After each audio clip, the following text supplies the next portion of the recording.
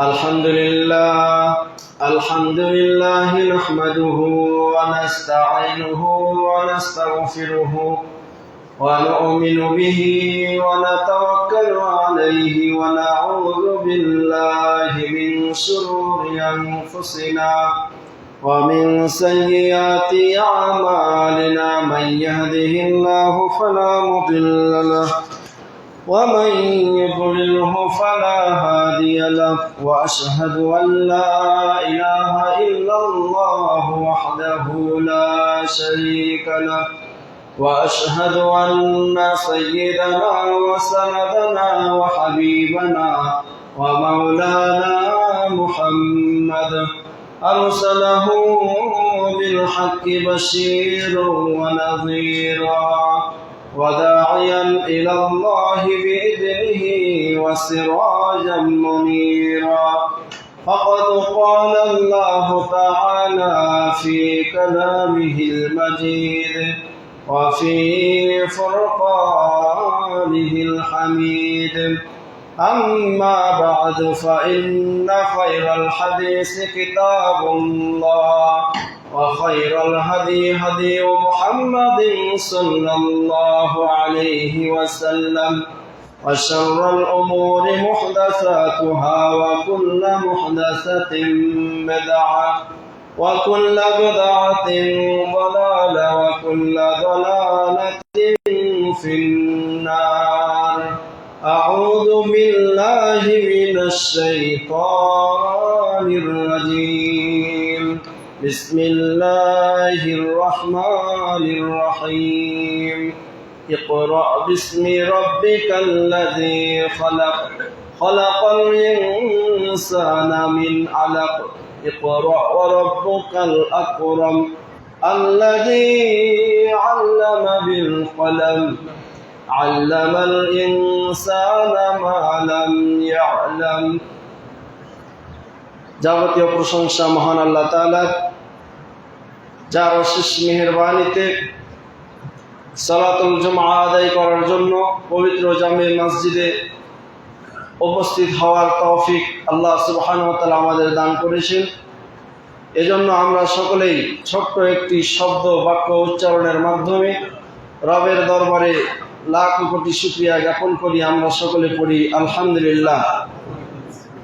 বিশ্ব মানবতার দূত আখিরি জামানার নবী সাইয়্যিদুল কাওনাইন রাহমাতুল লিল আলামিন, যে মহামানবের অক্লান্ত পরিশ্রমের মাধ্যমে শান্তির ধর্ম নামক ইসলাম আমরা পেয়েছি, সে মহামানবের প্রতি আমরা সকলে দুরূদ পাঠ করি।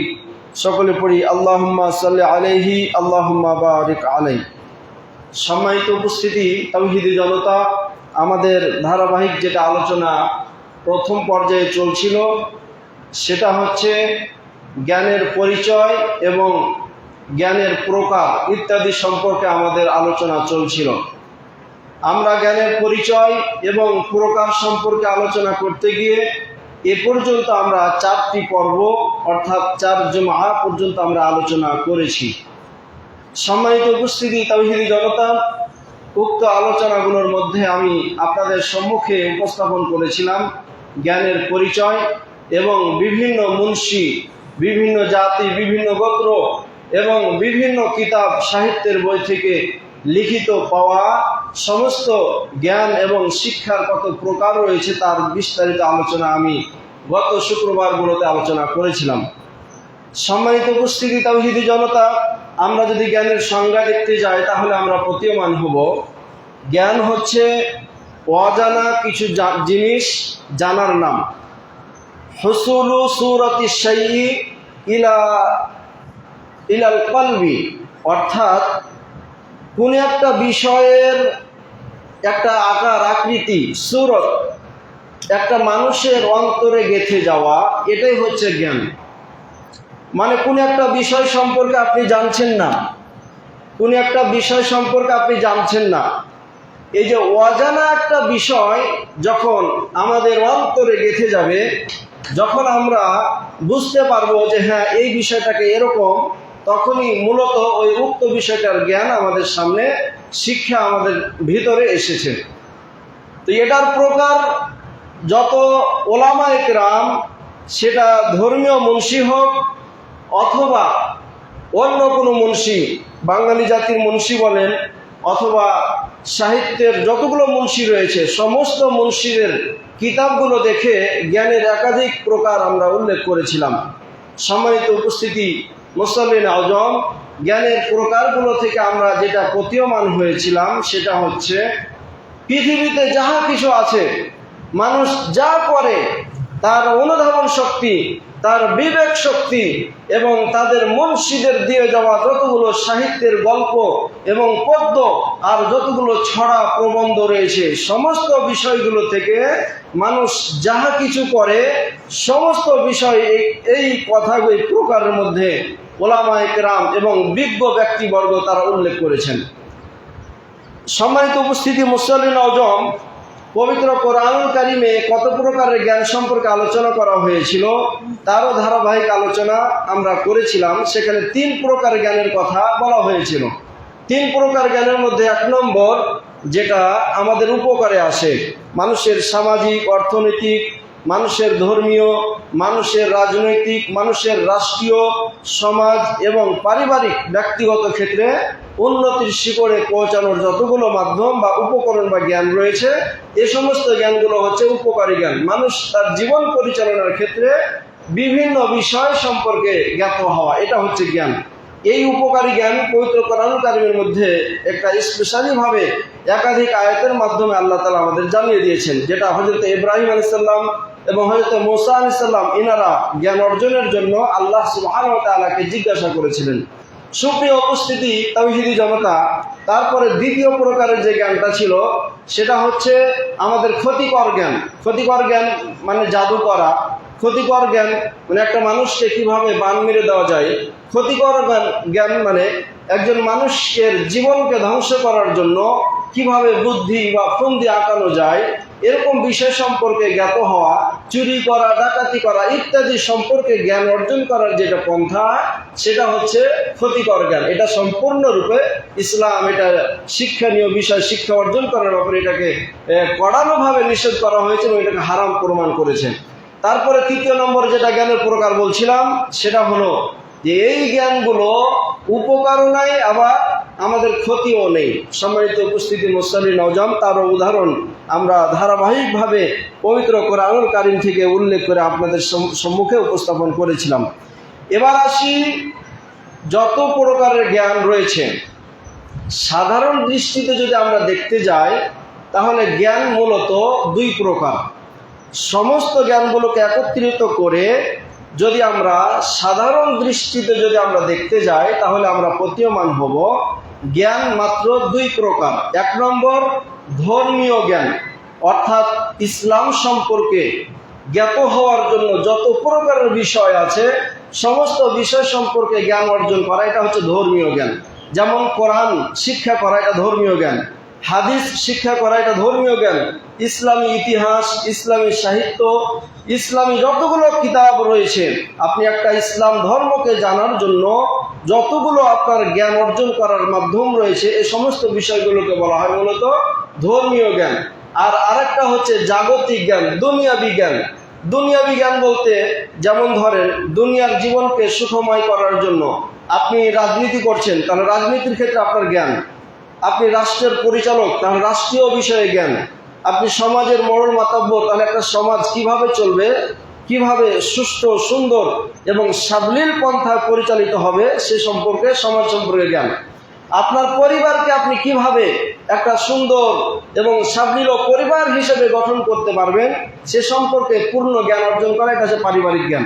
আপনার ব্যক্তি জীবনকে কিভাবে উন্নতির শিখরে পৌঁছাতে পারবেন এ সম্পর্কে, ব্যক্তিও সম্পর্কে জ্ঞান অর্জন করা, এটা হচ্ছে ব্যক্তিগত জ্ঞান। তাহলে আমরা প্রতীয়মান হলাম যে দুনিয়াবি জ্ঞান যেগুলো একটা মানুষ তার জীবনকে উন্নতির শিখরে পৌঁছানোর জন্য যতগুলো উপকরণ বা জ্ঞানের মাধ্যম আছে, অবস্থা রয়েছে, এ সমস্ত বিষয় সম্পর্কে জ্ঞান অর্জন করা, এটাই হচ্ছে মূলত দুনিয়াবি জ্ঞান। এই দুনিয়াবি জ্ঞানের উদাহরণ হচ্ছে যেমন রাষ্ট্রবিজ্ঞান, যেমন সমাজ বিজ্ঞান, যেমন কৃষি বিজ্ঞান ইত্যাদি, যেমন ভূগোল সম্পর্কে, জিওগ্রাফি, সৌরজগৎ সম্পর্কে জ্ঞান অর্জন করা, যেমন আপনার ভূগোল ইত্যাদি বিষয় সম্পর্কে, পদার্থবিজ্ঞান, জীববিজ্ঞান, এ সমস্ত বিষয়গুলো সম্পর্কে জ্ঞান অর্জন করা, এগুলো মূলত দুনিয়া বিজ্ঞান। এগুলো দুনিয়ার জীবনকে, পার্থিব জীবনকে একটা মানুষ কিভাবে সুখময় আর উন্নতির শিখরে পৌঁছাতে পারবে, সেই জন্য এইরকম জ্ঞানকে বলা হয় দুনিয়া বিজ্ঞান। সম্মানিত উপস্থিতি, মুসল্লিন আজম, এবার আসি জ্ঞান যে অর্জন করলেন, এই জ্ঞান অর্জন করার উপকরণ কিন্তু মাত্র তিনটি। এর আগে হয়তো বা একটু ইঙ্গিতে বলেছিলাম, কিন্তু আজকে স্পষ্টভাবে বলি যে জ্ঞান অর্জন করার মাধ্যম বা উপকরণ হচ্ছে তিনটি। তার মানে আপনি ধর্মীয় জ্ঞান হোক অথবা আপনার জাগতিক দুনিয়া বিজ্ঞান হোক, সমস্ত বিষয়ে আপনি কাজ করছেন, কৃষি কাজ করছেন, এই কৃষি কাজ সংক্রান্ত জ্ঞান, অথবা আপনি মনে করেন রাজমিস্ত্রি কাজ করছেন, তাহলে একটা বাড়ি কিভাবে গাঁথতে হবে, ইটাটা কোন দিকে আমি বসাবো, সিমেন্ট কত প্রকারের লাগবে, কত পার্সেন্ট সিমেন্ট লাগবে আর কত পার্সেন্ট বালু লাগবে ইত্যাদি সম্পর্কে যে একটা ধারণা, যে চিন্তা চেতনা, যে একটা জ্ঞান আপনার ভেতরে আছে, এই সমস্ত বিষয়গুলো, সমস্ত বিষয়ের জ্ঞান অর্জন করার মূলত মাধ্যম হচ্ছে তিনটি মাধ্যমের মধ্যে 1 নম্বর যেটা মাধ্যম সেটা হচ্ছে পঞ্চ ইন্দ্রিয়। পঞ্চ ইন্দ্রিয় দ্বারা আপনার রাষ্ট্র পরিচালনা করা, সমাজ পরিচালনা করা, আপনার কৃষি পরিচালনা করা, আপনার পরিবার পরিচালনা করা, আপনি একটা কাজ কিভাবে গঠন করবেন সে সম্পর্কে জ্ঞান অর্জন করা, এটা পঞ্চ ইন্দ্রিয় দ্বারা এটা অর্জিত হয়। পঞ্চ ইন্দ্রিয় 5টি। 1 নম্বর চক্ষু, 2 নম্বর নাক, 3 নম্বর আমাদের হাত, 4 নম্বর যে আমাদের নাক, আর 5 নম্বর হচ্ছে জিহ্বা। এই জিহ্বা 5টি পঞ্চ ইন্দ্রিয় দ্বারা যখন কোনো একটা অজানা বিষয় সম্পর্কে আমি জ্ঞান অর্জন করব, তখন এটা মাধ্যম হলো। 2 নম্বর হচ্ছে আমাদের বিবেক। যেখানে আপনার পঞ্চ ইন্দ্রিয় হেরে যাবে, সেখানে আপনাদের কাজে লাগাতে হবে বিবেক দ্বারা।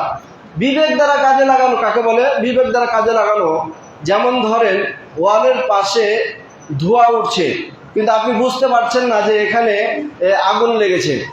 এটা আপনি দেখে বুঝতে পারছেন না, যে আপনি তো দেখতে পাচ্ছেন না, কারণ এটা তো ওয়ালের পিছনে আছে। কিন্তু উপরে যখন ধোঁয়া উঠছে তখন আপনি বুঝতে পারছেন না, আপনার বিবেকে বলছে যে এখানে আগুন লেগেছে। তাহলে আমাদের দ্বিতীয় স্তর, প্রথম স্তর পঞ্চ ইন্দ্রিয়, এই পঞ্চ ইন্দ্রিয় জ্ঞান অর্জন করে যেখানে হেরে যাবে আর যেতে পারবে না সামনে, সেখানে আমাদের অর্জন করা শুরু হবে আমাদের বিবেক। এই বিবেকে বলে দিচ্ছে যে এখানে আগুন লেগেছে ধোঁয়া দেখে। সম্মানিত উপস্থিতি, মুসল্লিন আজম, এবার বিবেক যেখানে হেরে যাবে, সেখানে আমাদের মাধ্যম হিসেবে যেটা কাজে লাগাতে হবে সেটা হচ্ছে ইলমে ওহী। ইলমে ওহী অর্থাৎ কোরআন এবং হাদিসের জ্ঞান। আল্লাহ সুবহানাহু ওয়া তাআলা জিবরাইলের মাধ্যমে আসমান থেকে নাজিল করা যে সমস্ত কিতাবাদি বা যে সমস্ত প্রত্যাদেশ বা ইলমে ওহী, কোরআন এবং হাদিস, তিনাদের আম্বিয়া কেরামের উপরে যেটা নাজিল করেছেন, অর্থাৎ আমাদের শেষ নবী মুহাম্মদ সাল্লাল্লাহু আলাইহি ওয়াসাল্লামের উপরে যে ওহী নাজিল করেছেন, ওহী মাতলু আর ওহী গায়রে মাতলু, কোরআন এবং হাদিস। এই কোরআন এবং হাদিস দ্বারা জ্ঞান অর্জন করা, তখন এটা আমাদের কাজে লাগাতে হবে। সম্মানিত উপস্থিতি, মুসল্লিন আজম, এগুলো আমাদের অবশ্যই লক্ষণীয় বিষয়। তার কারণ লক্ষণীয় বিষয় হলো এটাই, বর্তমান সময়ে অনেক নাস্তিক, যেমন ধরেন তসলিমা নাসরিন, একটা পাক্কা নাস্তিক বাংলাদেশের মধ্যে। তারপরে বর্তমান সময়ে আমাদের গত কয়েকদিন আগে দেখলাম যে একজন বলছে মাদ্রাসায় লেখাপড়া করে সে তো আধুনিক সম্পর্কে তার কোনো জ্ঞান থাকে না, মাদ্রাসায় লেখাপড়া করলে তার রাষ্ট্র পরিচালনার কোনো নীতিমালা তার জানা থাকে না, মাদ্রাসায় লেখাপড়া করলে সমাজ কিভাবে চলবে তার সম্পর্কে তার জ্ঞাত নাই। এরকম নাস্তিক্য চিন্তাধারা আরেকটা নাস্তিক, একটা মহিলা বের হয়েছে, সে কথায় কথায় বলছে যারা মাদ্রাসায় লেখাপড়া করে এদের রাষ্ট্র সম্পর্কে, সমাজ সম্পর্কে কোনো জ্ঞান থাকে না, এরকম নাস্তিক্য চিন্তাধারা কথা বলে।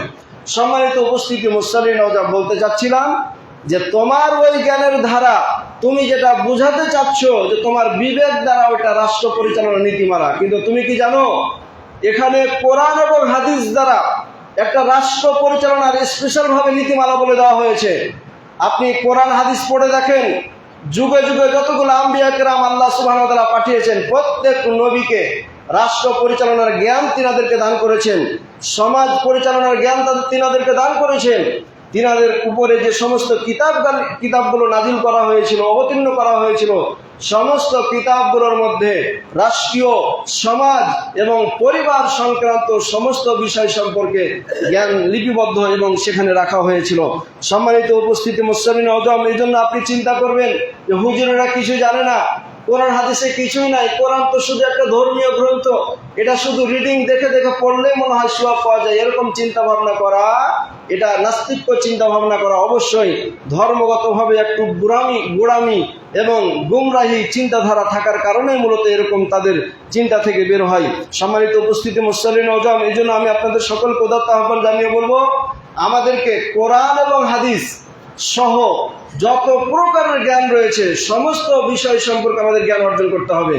যাবতীয় বিষয় সম্পর্কে জ্ঞান যখন আমরা অর্জন করতে পারবো, তখনই আমরা মূলত আমাদের পরিপক্কতা, আমাদের ভিতরের শিক্ষাঙ্গনের, আমাদের শিক্ষিত ভাব আমাদের ভিতরে আসবে। সম্মানিত উপস্থিতি মুসল্লিন ওয়াজাম, আল্লাহ সুবহানাহু ওয়া তাআলার অনেক বড় শুকরিয়া আদায়, আল্লাহ সুবহানাহু ওয়া তাআলার অনেক বড় শুকরিয়া আদায় যে কিতাব আল্লাহ সুবহানাহু ওয়া তাআলা আমাদের মাঝে নাজিল করেছেন, আসমানি কিতাব পবিত্র কোরআনুল কারীম। ইহা এমন একটি কিতাব যে কিতাবের মধ্যে আল্লাহ সুবহানাহু ওয়া তাআলা ইহকালীন দুনিয়াবি জ্ঞান এবং শরীয়তের জ্ঞান, যাবতীয় জ্ঞান উক্ত কোরআনুল কারীমের মধ্যে আল্লাহ তাআলা দিয়ে দিয়েছেন। সমস্ত জ্ঞান আপনি, রাষ্ট্র সম্পর্কে জ্ঞান আপনি কোরআনে পাবেন, সমাজ সম্পর্কে জ্ঞান আপনি কোরআনুল কারীমের মধ্যে পাবেন, আপনি ইতিহাস সম্পর্কে জ্ঞান আপনি কোরআনুল কারীমের মধ্যে পাবেন। সমস্ত বিষয় সম্পর্কে জ্ঞান আল্লাহ তাআলা পবিত্র কোরআনুল কারীমের মধ্যে দিয়ে দিয়েছেন। আল্লাহ সুবহানাহু ওয়া তাআলা এই সম্পর্কে ঘোষণা করে বলেন, সূরা নাহল 89 নম্বর আয়াতে আল্লাহ তাআলা ঘোষণা করে বলছেন, ওয়া নাযালনা আলাইকাল কিতাবা তিবয়ানান লিকুল্লি শাই। আল্লাহ সুবহানাহু ওয়া তাআলা বলছেন, হে মুহাম্মদ, তোমার উপরে কিতাব নাজিল করেছি, ওয়া নাযালনা আলাইকাল কিতাবা তিবয়ানান লিকুল্লি শাই, সমস্ত বিষয়কে বিশদভাবে আলোচনা করে দেওয়ার জন্য, সমস্ত বিষয়, বিকুল্লি শাই মানে বিকুল্লি ইলমিন, আর বিকুল্লি শাই মানে হচ্ছে যাবতীয় বিষয়। এখানে রাষ্ট্রীয় বিষয় হতে পারে, এখানে সমাজ বিষয় হতে পারে, কৃষি বিজ্ঞান হতে পারে, সমস্ত বিষয় সম্পর্কে আল্লাহ সুবহানাহু ওয়া তাআলা পবিত্র কোরআনুল কারীমের মধ্যে উল্লেখ করে দিয়েছেন। ওই জন্য আল্লাহ রাসূল সাল্লাল্লাহু আলাইহি ওয়াসাল্লামকে আল্লাহ তাআলা জানিয়ে দিয়ে বলছেন, ওয়া নাযালনা আলাইকাল কিতাবা তিবয়ানান লিকুল্লি শাইইন। হে রাসূল, আপনি জেনে রাখুন যে আপনার প্রতি পবিত্র কোরআনুল কারীম নাজিল করেছি, এজন্য যে সমস্ত বিষয় এই কিতাবের মধ্যে আল্লাহ তাআলা জানিয়ে দিয়েছেন। এ সম্পর্কে তাফসীর করতে গিয়ে ইবনে মাসউদ রাদিয়াল্লাহু তাআলা আনহু বলেন, ওয়াদ বাইয়ানা লানা ফি হাযাল কুরআন, এই কোরআনের মধ্যে আল্লাহ সুবহানাহু ওয়া তাআলা আমাদের জন্য বর্ণনা করে দিয়েছেন কুল্লা ইলমিন ওয়া কুল্লা শাইইন। তাফসীর ইবনে কাসির আব্দুল্লাহ ইবনে মাসউদ রাদিয়াল্লাহু তাআলা আনহু থেকে বর্ণিত, তিনি তাফসীর করতে গিয়ে বলছেন যে পবিত্র কোরআনুল কারীমের মধ্যে আল্লাহ সুবহানাহু ওয়া তাআলা আমাদের জন্য যাবতীয় বিষয় এই কোরআনুল কারীমের মধ্যে আল্লাহ তাআলা জ্ঞান সম্পর্কে এবং বিষয় সম্পর্কে জানিয়ে দিয়েছেন। তাফসীরে তাবারানী তাআনি আন্নাল্লাহ আনজালাল কুরআনাল কারীমা, তাফসীরে তাবারানী যদি দেখি আমরা তাহলে প্রতীয়মান হব। তাফসীরে তাবারানীর মধ্যে লেখক তাফসীর করতে গিয়ে বলেন, আন্নাল্লাহ আনজালাল কুরআনাল কারীমা, নিশ্চয় আল্লাহ সুবহানাহু ওয়া তাআলা কোরআনুল কারীম নাজিল করেছেন আলান নবী সাল্লাল্লাহু আলাইহি ওয়াসাল্লাম, মুহাম্মদ সাল্লাল্লাহু আলাইহি ওয়াসাল্লামের উপরে, লিয়াকুনা বায়ানান ওয়া তাওদীহান লিকুল্লি মা ইয়াহতাজুহু নাসু ফি উমুরি দীনিহিম ওয়া দুনিয়াহুম। তাফসীরে তাবারী রাহিমাহুল্লাহ বলেন যে আল্লাহ সুবহানাহু ওয়া তাআলা মুহাম্মদ সাল্লাল্লাহু আলাইহি ওয়াসাল্লামের উপর যে পবিত্র কোরআনুল কারীম নাজিল করেছেন, এই পবিত্র কোরআনুল কারীম মানুষের জীবনে যতগুলো বিষয়ের জ্ঞান লাগবে, সেটা দুনিয়াবি জ্ঞান অথবা পরকালীন জ্ঞান অথবা যে কোনো বিষয়ের জ্ঞান হোক না কেন, মানুষের জীবনে যখন যে বিষয়ের প্রয়োজন হয় সমস্ত বিষয় সম্পর্কে এই পবিত্র কোরআনুল কারীম স্পষ্ট করে দিয়েছেন। লিয়াকুনা বায়ানান তাওদীহান, বায়ান মানে বিশদভাবে বর্ণনা করে দেওয়া, তাওহীদান মানে যেখানে অস্পষ্ট বিষয় রয়েছে সমস্ত বিষয়গুলোকে স্পষ্ট করে দেওয়া, লিকুল্লি মা ইয়াহতাজুহুন নাসু, প্রত্যেক ওই বিষয় যে সমস্ত বিষয়গুলো সম্পর্কে মানুষ মুখাপেক্ষী। মানুষ রাষ্ট্র পরিচালনা করতে গেলে রাষ্ট্রীয় জ্ঞান লাগবে, এটা রাষ্ট্র জ্ঞানের মুখাপেক্ষী। মানুষ সমাজ পরিচালনা করতে গেলে সমাজ বিষয়ে জ্ঞান লাগবে, এটা সামাজিক জ্ঞান, সমাজ বিজ্ঞান সম্পর্কে মুখাপেক্ষী। মানুষ যদি পরিবার পরিচালনা করতে যায় তাহলে পরিবার সংক্রান্ত বিষয়ে জ্ঞান লাগবে। মানুষ যদি আকাশ পথে পরিচালিত হতে চায় তাহলে আকাশ সম্পর্কে জ্ঞান লাগবে। মানুষ যদি ভূগর্ভে জমিনকে নিয়ে, ভূগোলকে নিয়ে যদি গবেষণা করে তাহলে ভূগোল সম্পর্কে জ্ঞান লাগবে। মানুষ যদি স্থল ভেদে স্থলাভিষিক্ত যে সমস্ত বিষয়, এ সমস্ত বিষয় সম্পর্কে যদি গবেষণা করে তাহলে অবশ্যই তাকে স্থল সম্পর্কে জ্ঞান অর্জন করতে হবে।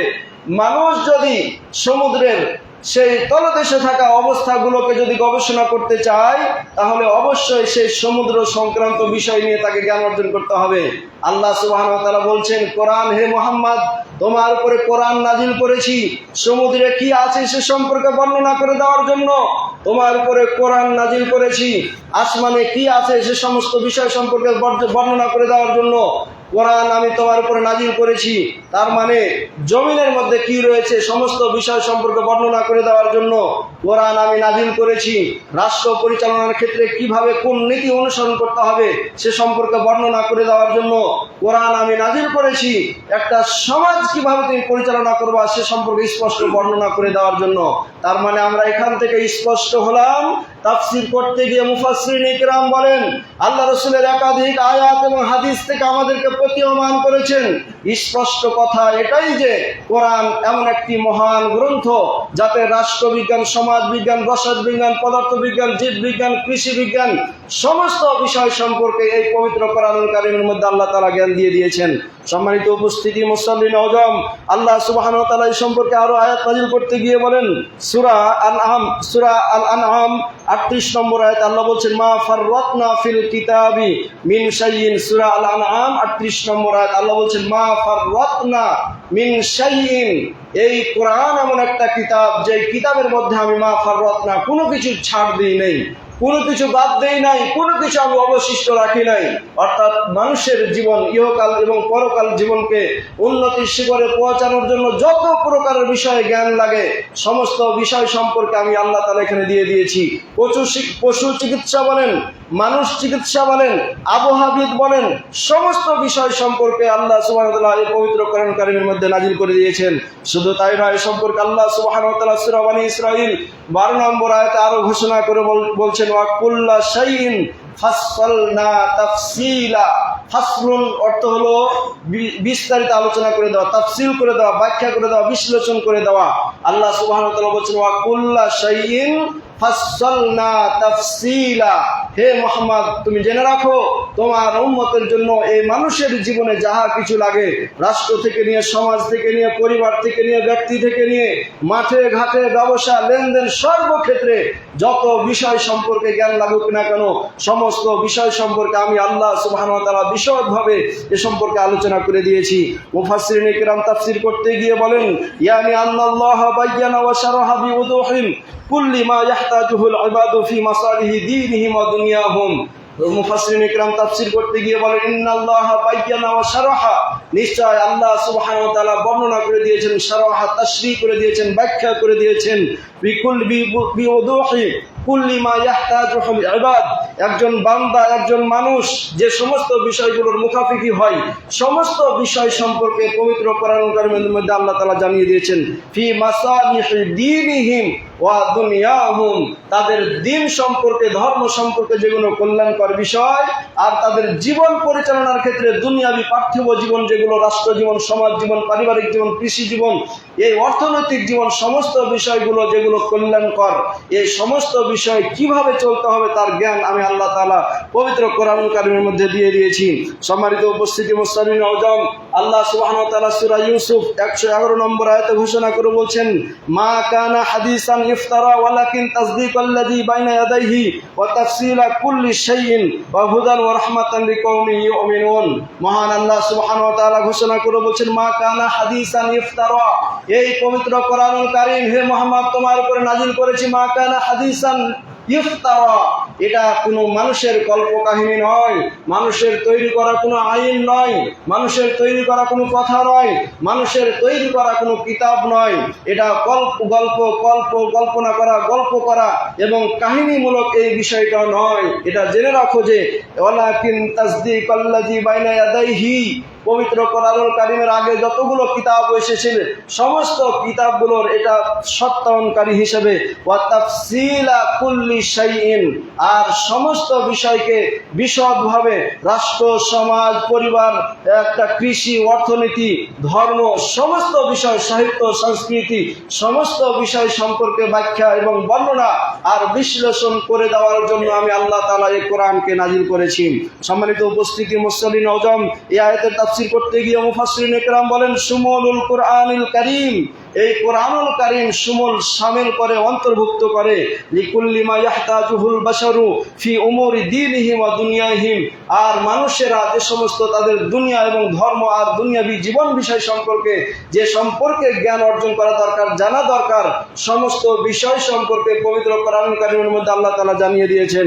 সম্মানিত উপস্থিতি, মুসল্লিন আযম, আল্লাহ সুবহানাহু ওয়া তাআলা আরো বলেন সূরা কাহফ 54 নম্বর আয়াতে ঘোষণা করে বলছেন, ওয়ালা কদ সাররাফনা ফি হাযাল কুরআনি লিন-নাসি মিন কুল্লি মাসালিন ওয়া কানাল ইনসানু কাসীরা শাইইন জাদালান। আল্লাহ সুবহানাহু ওয়া তাআলা বলছেন ওয়ালা কদ সাররাফনা ফি হাযাল কুরআন, এটা এমন একটা কিতাব, এমন একটা কোরআন, যেই কোরআনের মধ্যে আল্লাহ সুবহানাহু ওয়া তাআলা সমস্ত দৃষ্টান্তগুলো বর্ণনা করে দিয়েছেন।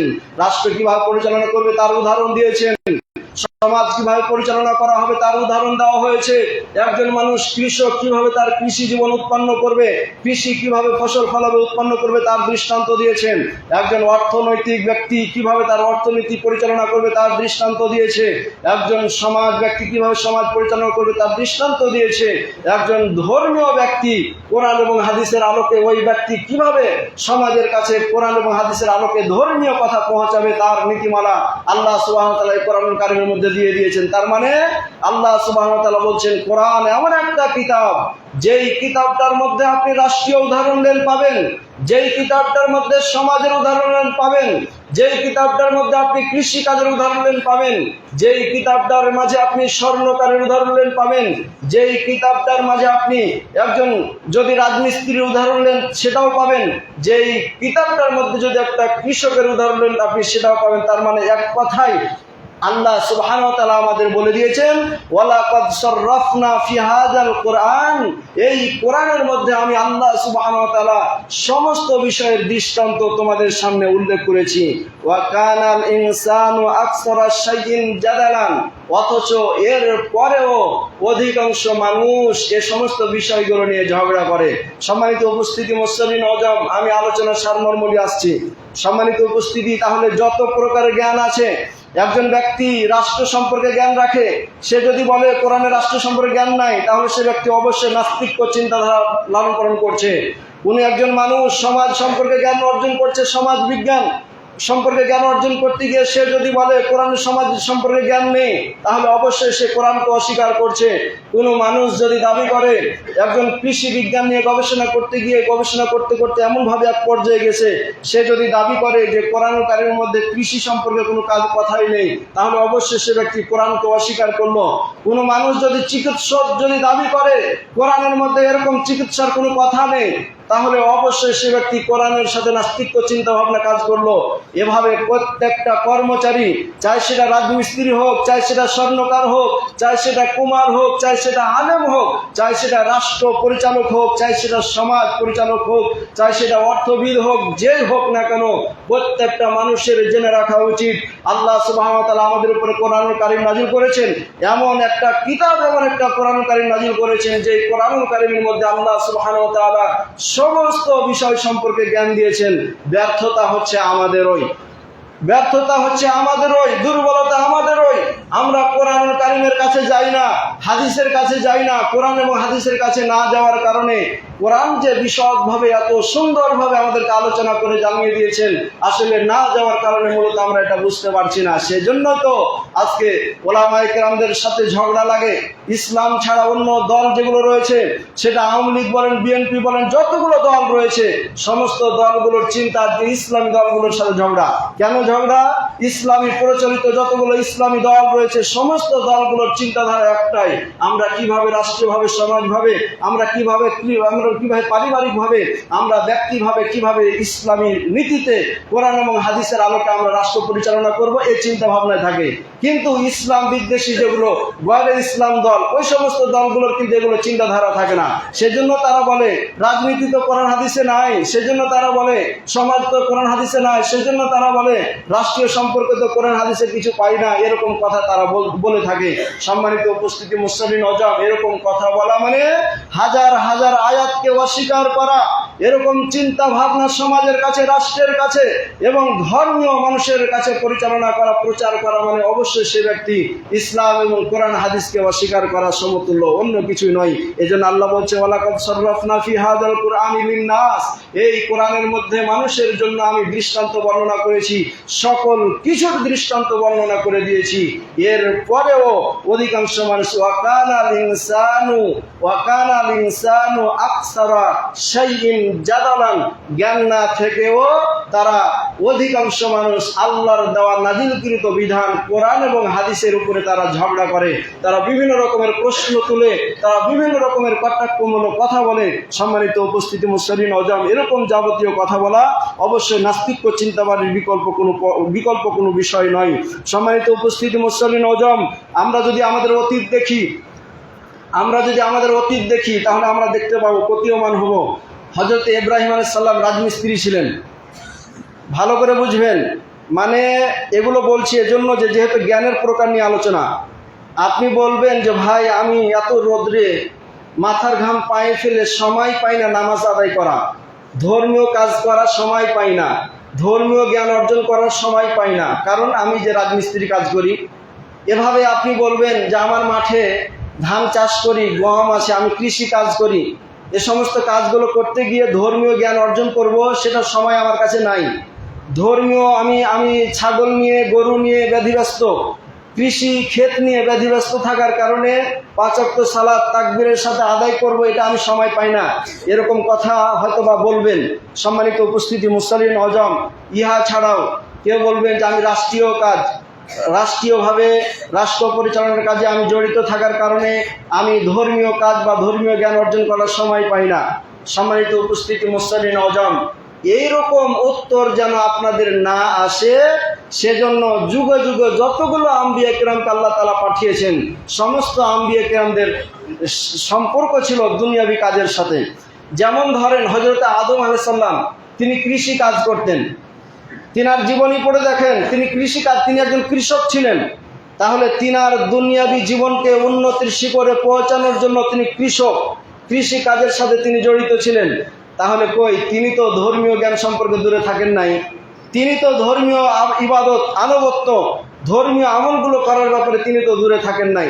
তাহলে যারা কৃষক রয়েছেন, এই সমস্ত ব্যক্তিরা যদি এখন তালবাহানা দেন, হুজুর আমি তো কৃষি কাজের সাথে জড়িত থাকার কারণে আমি আজকে নামাজ আদায় করতে পারছি না, এরকমটা যদি দাবি করেন, তাহলে সম্পূর্ণ একটা অহেতুক এবং কোরআন এবং হাদিস বিদ্বেষী, আলেম বিদ্বেষী, ইমানদার বিদ্বেষী এবং নবী রসুল বিদ্বেষী একটা চিন্তাধারা। এরকম চিন্তাধারা থাকলে অবশ্যই আপনাকে বের হয়ে আসতে হবে।